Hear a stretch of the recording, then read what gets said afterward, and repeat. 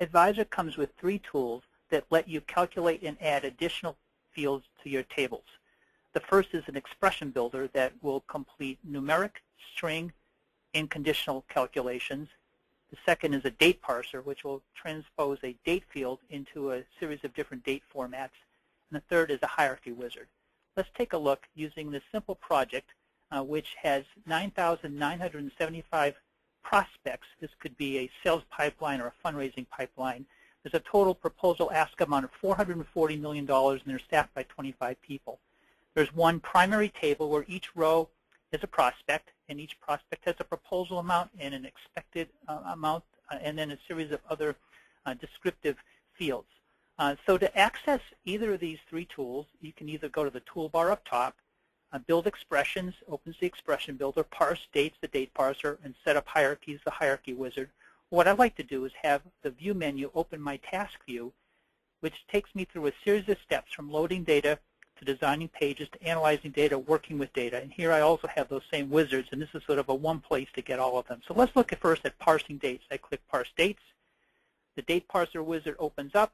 I put it on the table where this data is, the expression builder gallery table. The date, the staff note date comes up.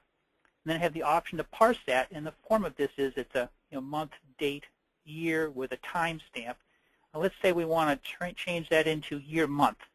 So the format will be 2011-06 and so forth. I click OK. It's going to create a new field named staff note date year month. I click OK. And that column is now in my table and can be used in the various charts. Now let's look at the expression builder. What I want to do first is create a numeric expression looking at the ratio of the active pending ask to the expected value, because these you can clearly see in here run all over the place. Here's one that's fairly close. Here's one where the ask is way below the expected value. Here's one where it's way above. I click Build Expressions. I put this on the table. And just to start, there's a series of operations I can do. I have arithmetic, comparison, logical. So this is a very rich tool set where I can do that. I can format. I can set up functions, conversion functions, different math functions. We'll look at some of these. There's string functions, match, go sub. These are actually really useful if you have, say, a field that's got descriptive text about maybe events. You can use the match function to parse out keywords and groups out of it. I have constants, different numbers. Missing, I have the date.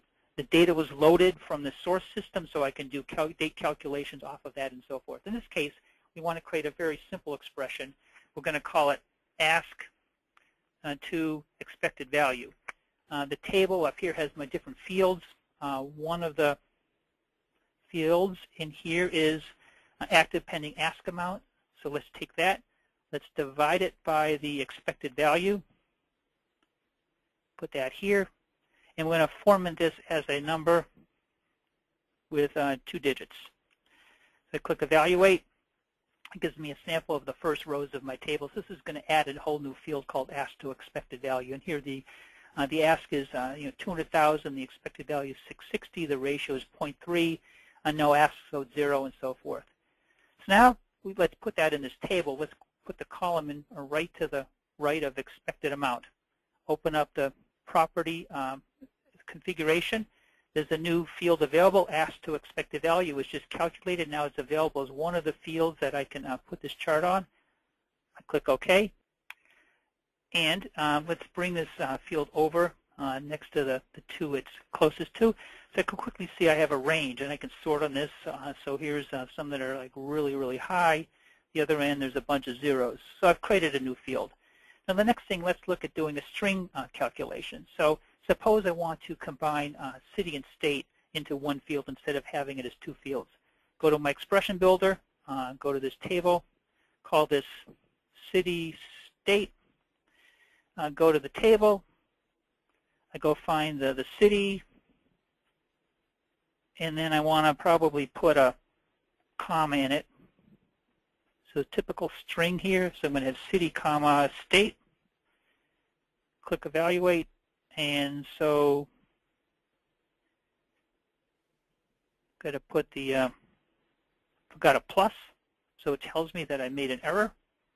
Click OK. And now I have a new field in the table called city-state, and you can see it's combined the two with the comma in between. Now again, there's a lot more you can do with strings. We can do substrings, we can parse matches out of strings, and so forth. So the next thing I want to do is create some bins so I can sort my prospects and analyze them by the ask amount. I can sort of see when I'm sorted by the ask amount, there's some that are very big, 25 million. If I scroll down the list, there's some that are in the 25,000 range, and I pretty quickly get down to the zeros. So let's create a conditional statement for some bins. Go to Build Expressions, create a new field. I'm going to call it Proposal Bins.